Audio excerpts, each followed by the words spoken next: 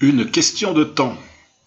J'ai écrit cet article le 18 juin 2007, à cause ou grâce à une amie à qui j'ai fait un long courrier pour lui expliquer ce que je vivais et qui me répond qu'elle n'a pas le temps de tout lire et encore moins de me répondre. Ce que j'explique est peut-être trop dérangeant.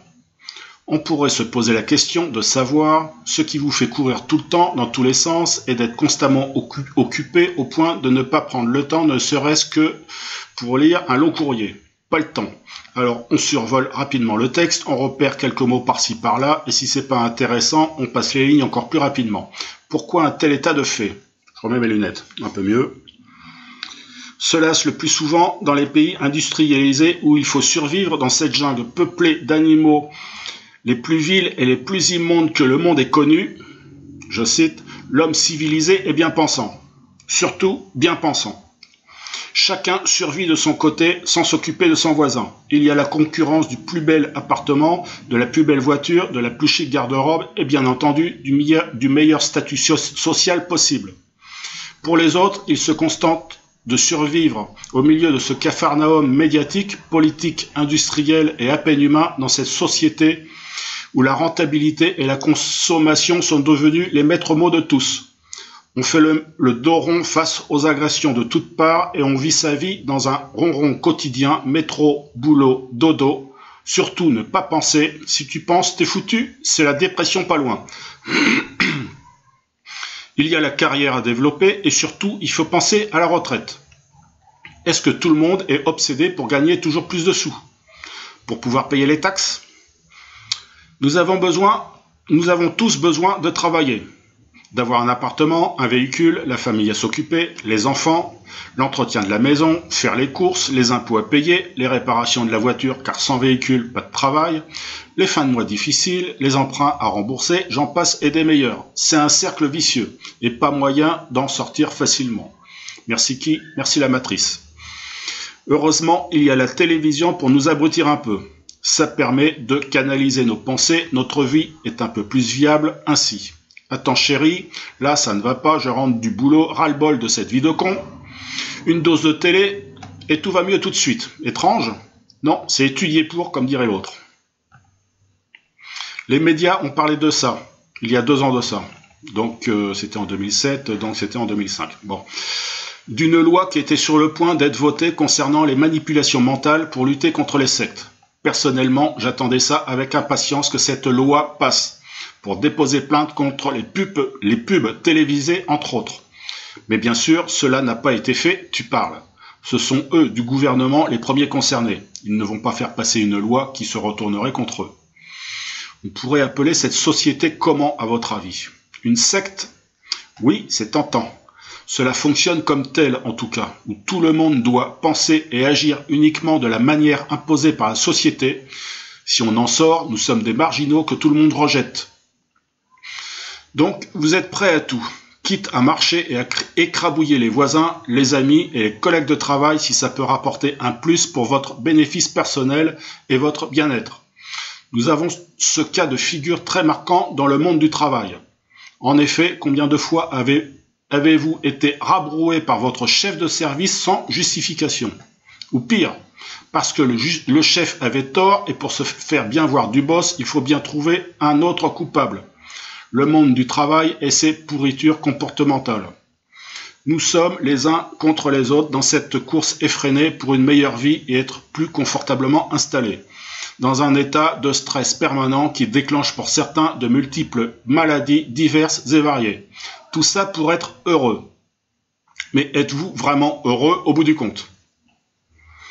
C'est la vie que vous souhaitez jusqu'à votre retraite. Ah, la retraite. Le nirvana où vous pourrez faire tout ce que vous voulez. Mais pourquoi attendre la retraite? Faites maintenant ce que vous voulez. Ce n'est pas à l'article de la mort qu'il faut se dire « J'ai eu une vie bien vide de sens, il sera trop tard ». Enfin bref, tout cela, effectivement, occupe à un point extrême car vous n'avez pas d'autre choix que de suivre le mouvement de cette société de consommation qui va droit dans le mur de l'égoïsme et contre l'écologie. Ah, j'ai touché un point sensible, l'écologie. Tout le monde s'en fout car on n'a pas le temps. On a d'autres problèmes. On fait des décrets, des collectes, des manifs, mais au bout du compte, que se passe-t-il? Rien. La société endort le peuple par les médias. Un jour viendra où les gouvernements n'auront plus le choix que de faire des mesures exceptionnelles et radicales contre les pollutions diverses. Mais ce sera trop tard. Je n'ose pas dire que c'est déjà trop tard. Et l'article est de 2007. On vous cache plein de choses sur le sujet. Oui, sur tous les sujets aussi d'ailleurs. Voir le texte réchauffement climatique. C'est comme le fou qui saute du dernier étage d'un très haut immeuble pour savoir quel effet ça fait.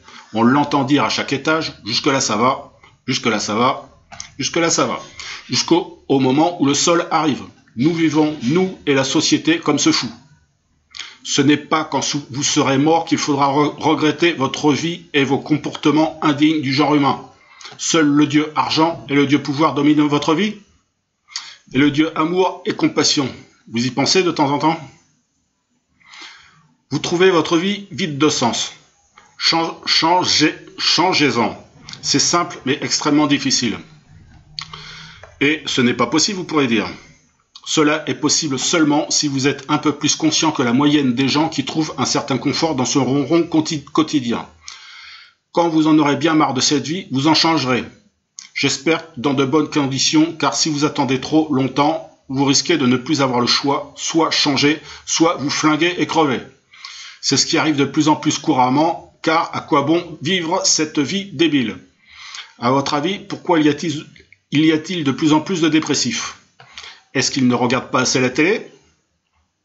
C'est votre subconscient qui sonne l'alarme. Help, attention, il y a un gros problème dans la réalisation du but que vous vous êtes fixé avant de vous incarner. Vous êtes déjà dans le trou, ainsi que vos inspirations internes et spirituelles qui sont enfouies sous le tas d'ordures composées des buts uniquement tournés vers le matériel qui ne mènent à rien de fondamental. Quel est votre but dans la vie? Accroître les biens matériels pour une meilleure vie? Pourquoi pas?